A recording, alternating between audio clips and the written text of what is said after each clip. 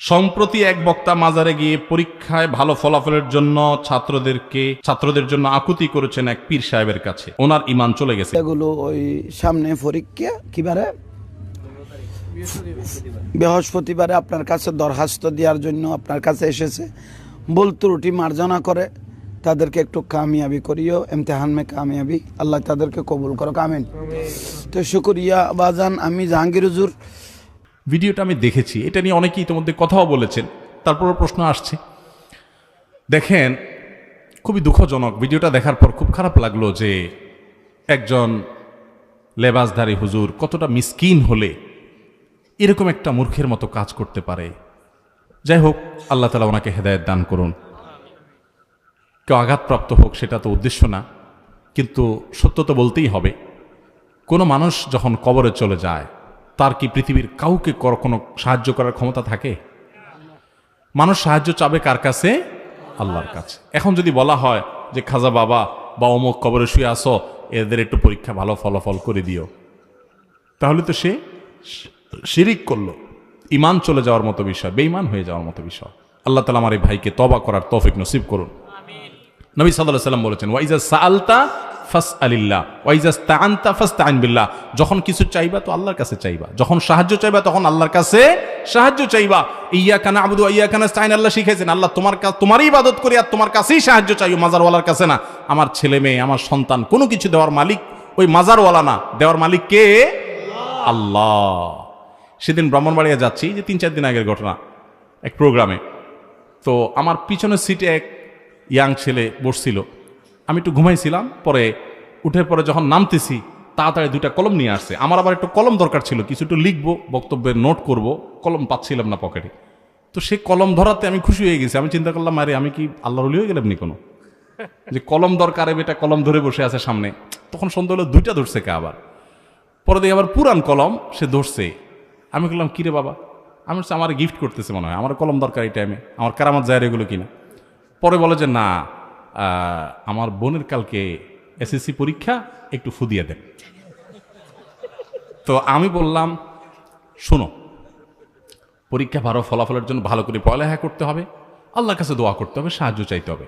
আমিও দোয়া করে দিলাম, আল্লাহ তোমার বোনের ভালো ফলাফল দেখ, তাকে শরিয়া সম্মত চলার তৌফিক দান করো, দোয়া করে দিলাম। যাও। না হুজুর, একটু কলমটা ফু দিয়ে দেন। আমি, কলম ফু দিলে কি লাভ হবে? আপনি একটু কুলফু আল্লাহ পড়ে ফু দেন।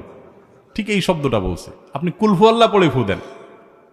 তো আমি কি আর করবো, বেচারা দেখি ছাড়ছে না, নাছর বান্দা। তো আমি কুলহু আল্লাহ পড়েই ফু দিয়ে দিছি ওর কথা অনুযায়ী, যে ওষুধ ওই লেখছে, প্রেসক্রিপশন ওই লেখছে, আমি শুধু ওষুধটা দিয়ে দিলাম। কি করব সেটাই লিখে দিছে ও, যে এটা বলে দেন। তো আমি কি করব, আমার ডিসপেন্সারি ম্যান বানাইছে আর ও ডাক্তার হয়েছে, বলে দিছে যে আপনি কুলহু আল্লাহ পড়ে ফু দেন। তো আমি কুলহু আল্লাহ পড়ে ফু দিয়ে দিছি।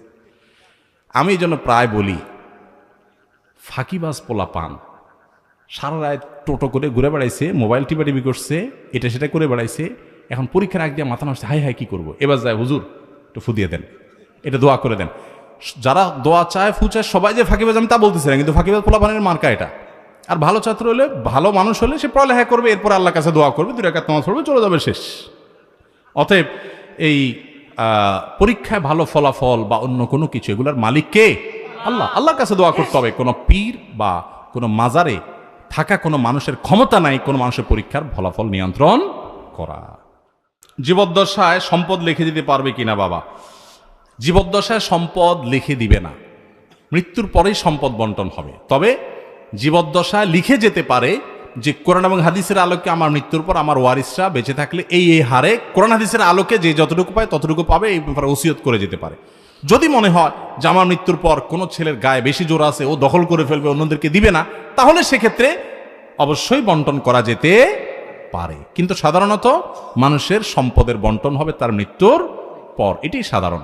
কিন্তু ওই যে বিশেষ কারণে যদি আগে বন্টন করতে চায়, তাহলে সেক্ষেত্রে সেটা সুযোগ আছে। বেনামাজিদের ব্যবসা বাণিজ্যের উপার্জন কি হালাল হবে? ব্যবসা বাণিজ্য হালাল হারাম হওয়ার সাথে নামাজি আর বেনামাজির সম্পর্ক নাই। হালাল হারাম হওয়ার সাথে উপার্জনের পদ্ধতি, উপার্জনের প্রক্রিয়া, হালাল হারামের যে বিধিবিধান সেটা মেনটেন করা না করার সম্পর্ক। একজন নামাজি, শুধু নামাজি না, তাহাজ্জুদ গুজার, দাড়িওয়ালা, টুপিওয়ালা, জুব্বাওয়ালা, মাশাআল্লাহ, আলহামদুলিল্লাহ, সুবহানাল্লাহ, সবকিছুই আছে, মাগার দোকানের ঝাঁপ টানায়া দেশি মসুরি আর ইন্ডিয়ান মসুরি মিক্স করে, এরপরে দেশি মসুরি বলে বিসমিল্লাহ বলে বিক্রি করে। হালাল হবে না হারাম হবে? কথা বুঝেন নাই? বিসমিল্লাহ বলে দিছি, কিন্তু আবার পাল্লা উঠাইতেও বিসমিল্লাহ, আবার দেখবেন পলিথিনে ভরতেও কি, আবার হাত দিতেও বিসমিল্লাহ। আসলে নাউজুবিল্লাহ, আসলে কি নাউজুবিল্লাহ। তাহলে হালাল হারাম হওয়ার সাথে সম্পর্ক হলো পদ্ধতির উপর। আপনি নামাজি না বেনামাজি সেটা আরেক জিনিস। বেনামাজি হয়েছেন, কবিরা গুনায় লিপ্ত হয়েছেন, জাহান্নামে যেতে পারেন, ঈমান চলে যেতে পারে, সেটা আরেক জিনিস। বাট উপার্জনের হালাল হারাম হওয়া নির্ভর করে আপনার সততার উপরে। আপনি সততার সাথে করেছেন হালাল, অসততার সাথে করেছেন যত বড় নামাজি হন হারাম। কথা কি ক্লিয়ার?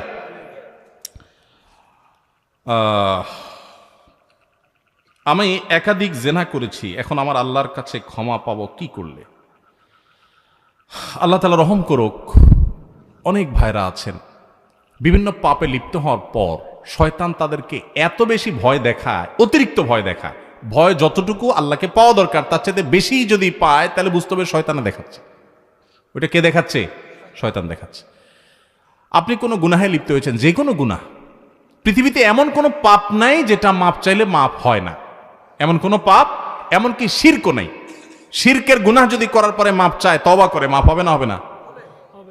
তওবা ছাড়া মারা গেলে মাফ করবেন, এটা ভিন্ন বিষয়, কিন্তু তওবা করলে সেটাও মাফ হবে। তাহলে বোঝা গেল জেনা ব্যভিচার হয়ে গেছে, অন্য কোনো অনাচার হয়ে গেছে, অবশ্যই মাফ করবেন আল্লাহ তাআলা। হ্যাঁ, মানুষের হক নষ্ট করেছেন, যুবক ভাইয়েরা 3-4 বন্ধু মিলে চা দোকানে চা খেতে বসেছেন, বাসে উঠেছেন, গায়ে জোর আছে, বাহুতে শক্তি আছে। আমি এই জন্য বলি, 4-5 যুবক ছেলে ফেলে যখন চার দোকানে বসে তখন ওই টি বয়কে ডাকার টোন কিন্তু পাল্টে যায়। একা একা গেলে বিড়ালের মতো বলে, মামা 1 কাপ চা হবে? আর 4-5 জন গেলে কি বলে? এবারে চা দে। কথা কানে যায় না? কতক্ষণ ধরে বসে রয়েছি, কারণ আশপাশে বন্ধু বান্ধব চা আছে, শরীরে একটু ভাব আসছে, তাই না? আহা, এই মাস্তানি, এটার বিচার হবে, এটার বিচার হবে। দুনিয়াতে সে বেচার বিচার পাবে না, কিয়ামতে বিচার। বুড়া বয়লে আপনি হাজী সাহেব হয়ে গেলেন, মাগার ওই যৌবনকালে যে মাস্তানি করে আসছেন, গুন্ডামি করে আসছেন, তার বিচার আল্লাহ করবেন। So be careful. এই যৌবনকে পাগলামি করে নষ্ট করবেন না, ঠিক আছে তো? ইনশাআল্লাহ যে কোনো অন্যায় করে আল্লাহ কাছে মাফ চাইলে মাফ করবেন, কিন্তু মানুষকে ওই যে ধাক্কা দিয়েছেন, গালি দিয়েছেন, অধিকার নষ্ট করেছেন, হক মেরেছেন, এগুলো কিন্তু আল্লাহ মাফ করবেন না, সাবধান। এই জন্য নবী করিম সাল্লাল্লাহু আলাইহি ওয়াসাল্লাম বলেছেন, সেদিন আসার আগে মাফ চেয়ে নাও, যেদিন কেউ কাউকে ছাড় দিবে না, কেউ কাউকে ছাড় দিবে না।